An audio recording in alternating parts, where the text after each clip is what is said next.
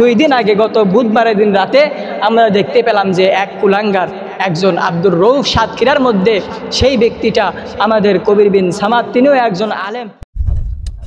আমি আপনার নাম বললাম কিছুক্ষণ আগে, বললাম যে হয়তো চেয়ারম্যান সাহেবের ব্যস্ততা আছে, আলহাজ আব্দুর রউফ সাহেব, চেয়ারম্যান 7 নম্বর অলিপুর ইউনিয়ন পরিষদ। আপনারা খুশি কিনা? উনি আসার আগেই নাম বলেছিলাম, ঠিক কিনা? বলছি আমার উত্তরটা তো দিতে।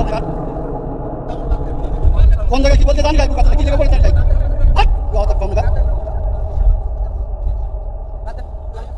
একদম বাস্ত করে দেবো সব একদম।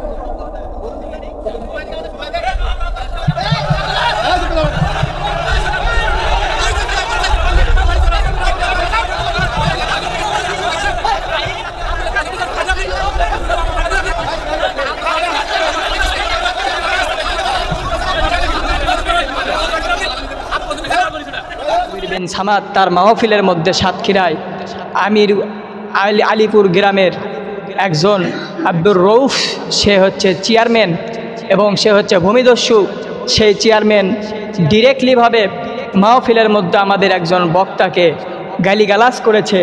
সে তুই টাকার করে বলেছে এবং বাস্টিং করবো, তোকে পিটাবো, তোকে মারবো, এইরকম করে উল্টাপাল্টা কথা সে বলেছে।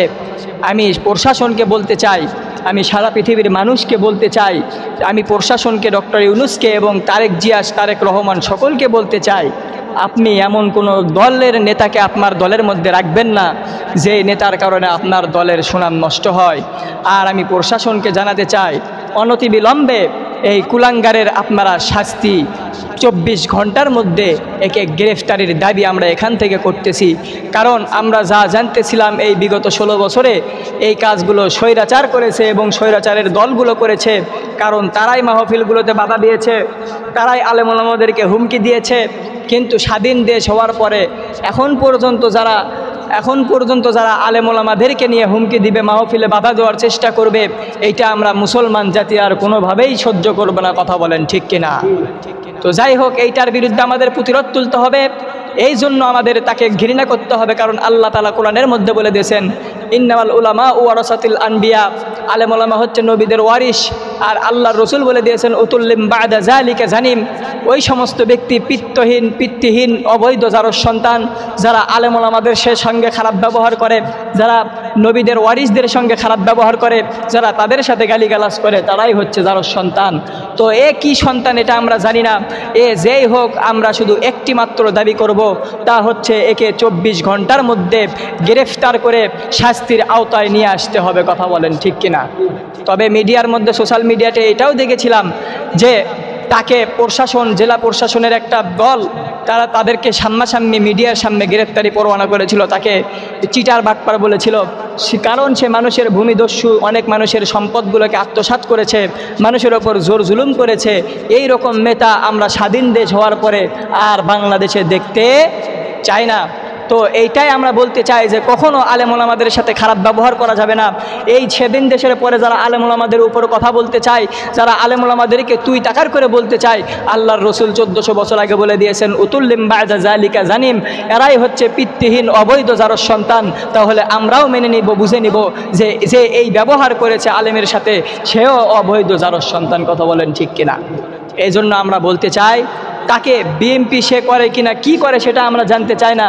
এমন কোনো নেতাকে আপনার দলের মধ্যে রাখবেন না যেই নেতার কারণে আপনার দলের, আপনার গ্রুপের সুনাম নষ্ট হয়, এইরকম লোককে রাখা যাবে না। এই বর্তমানে কিছু মানুষ, কিছু নেতা খেতা ক্ষমতার পাওয়ারে, ক্ষমতার কারণে তারা আজকে আলেমদের উপর তুই টাকার করে বলতেছে, আলেমদের সাথে খারাপ ব্যবহার করে বলতেছে।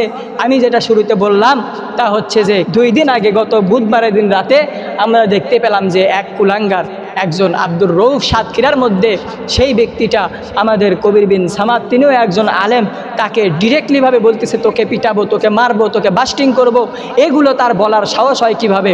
আমরা শুধু একটি লাস্ট বার ওয়ার্নিং করে বলে দিয়ে যেতে চাই, তাকে আপনারা দলের মধ্যে থেকে অনতিবিলম্বে বের করে দিন এবং আপনারা এমন কোনো নেতাকে দলে রাখবেন না যার কারণে আপনাদের দলের সুনাম নষ্ট হয়। এবং আমরা চাই তাকে 24 ঘন্টার মধ্যে গ্রেফতারি করা হোক, নতবা সারা বাংলাদেশের আলেম ওলামা আর মুসলমান এখন পর্যন্ত আর বসে থাকবে না। কথা বলেন ঠিক কিনা? তো যাই হোক, আমি আপনাদের সামনে যতগুলো আলোচনা করলাম ততটুকু আমি সহ আমাদের সকলকে আমল করে দুনিয়া এবং আখিরাতে কামিয়াবি এবং সফলতা অর্জন করার মতো তৌফিক দান করেন। সকলে বলেন আল্লাহুম্মা আমিন।